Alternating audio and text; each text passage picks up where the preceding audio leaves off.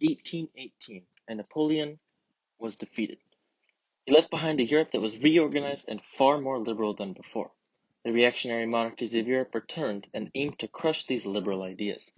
It is important to know that liberal at the time meant anti-absolute monarchy, and not what we think of liberals today. Throughout the 1800s, these monarchies tried to squash any dissent. From Spain to Russia, these monarchies aimed to restore the status quo, albeit only barely succeeding. Revolution after revolution popped up, but all were crushed. And yeah, there were quite a bit. One of these revolutions was the German Revolution in 1848 through 1849. This event was when many liberal Germans rose up against their absolute monarchies. In the German city of Frankfurt, they offered the then King of Prussia, King Frederick Wilhelm IV, a crown of a united Germany as a constitutional monarch. He declined, purportedly saying that he would not accept a, quote, crown from the gutter. After the king had died and his successor, William I, came to power, he appointed a man named Otto von Bismarck to the office of Chancellor. Bismarck was a staunch monarchist, however, he also wanted to see Germany united with Prussia at the helm.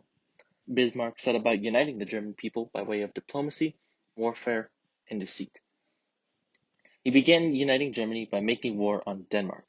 See, the Danish people had had a treaty with Prussia stating that the southern parts of Germany, also known as Schleswig and Holstein, would not be annexed directly into the Kingdom of Denmark. However, when the Danes violated this treaty, Bismarck convinced Austria to join them in a war against Denmark. After the Danes were defeated, Bismarck tricked them into splitting the territory. After this, Bismarck aimed to isolate Austria diplomatically. He overplayed everything that went mildly wrong within Austria and sent agents to stir up national conflicts within the multi-ethnic Austrian Empire. In response to this, the Austrians called for a meeting of the German Confederation in order to decide the future of lands taken from Denmark. The Confederation moved against Prussia, so Bismarck declared that, since the German Diet was no longer in Prussia's interests, it was leaving the Diet. This sparked war, and soon enough, the German-speaking world was tearing itself apart. This war, which had come to be known as the Brothers' War, was won very quickly in favor of Prussia by the general Helmut von Moltke, and Germany annexed Austria's northern allies. It also forced its own to join the North German Confederation, a sort of precursor to the German Empire.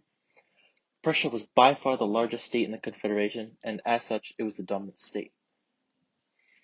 Next came the issue of bringing the southern German states into the Confederation. Bismarck found that the easiest way to not only unite the southern Germans here, excluding the Austrians, Swiss, and Liechtensteiners, was to bring them into conflict against a foreign enemy.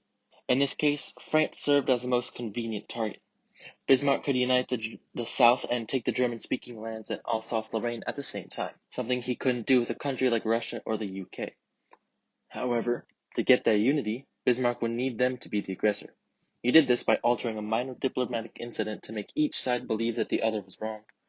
And as a result of this, people were outraged on both sides.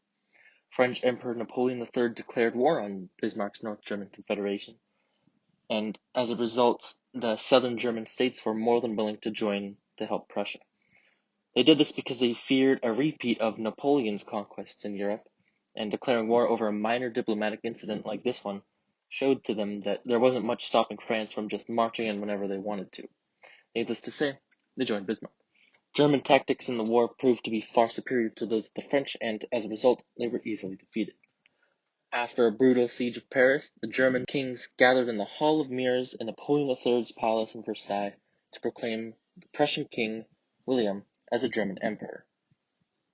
Thank you so much for watching. If you want to see more videos about history, please like and subscribe. If you have any suggestions and requests for more videos, please leave them below in the comments. If you need help with other subjects, especially math, please check out the other videos on this channel.